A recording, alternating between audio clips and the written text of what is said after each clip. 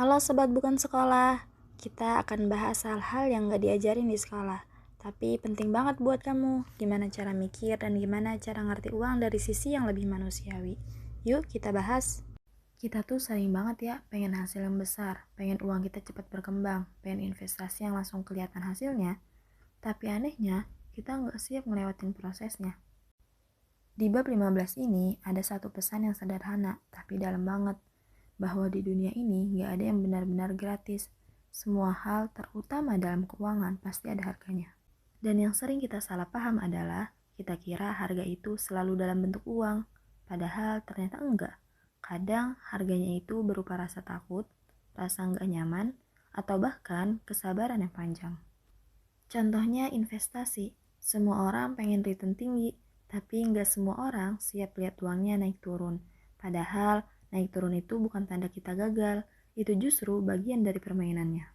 Ibarat kamu naik roller coaster, nggak mungkin kamu cuma mau bagian naiknya aja, tanpa turunan yang bikin deg-degan. Dalam keuangan juga sama, kalau kamu mau hasil yang besar, kamu harus siap sama rasa nggak nyaman itu. Masalahnya, banyak orang gagal bukan karena mereka nggak pintar, tapi karena mereka nggak tahan sama prosesnya. Mereka panik, mereka takut, dan akhirnya mereka berhenti di waktu yang salah.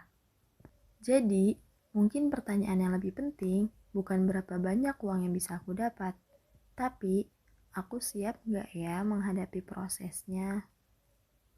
Kemudian kita lanjut ke bab 16.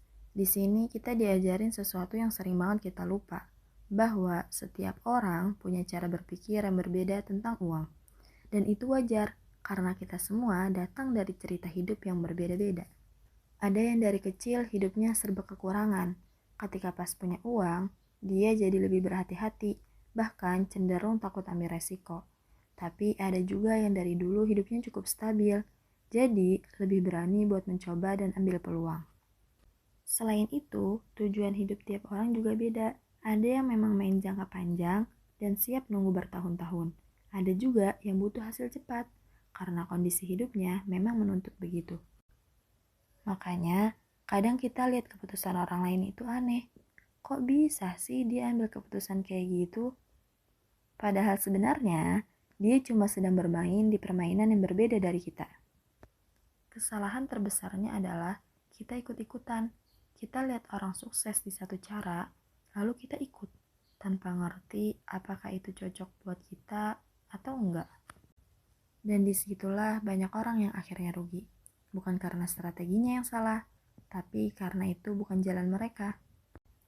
Jadi, dari dua bab ini kita bisa belajar, semua hasil itu ada harganya, dan setiap orang punya jalannya masing-masing. Gak perlu ikut-ikutan, yang penting kamu ngerti tujuanmu dan siap menjalani prosesnya. Karena pada akhirnya, ini bukan soal uang orang lain, tapi ini soal perjalanan kamu sendiri. Menurut kamu, lebih susah mana nih? Nunggu hasil atau nahan emosi pas lagi turun?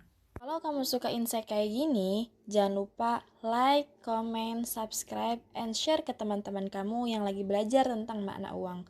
Sampai ketemu di video selanjutnya.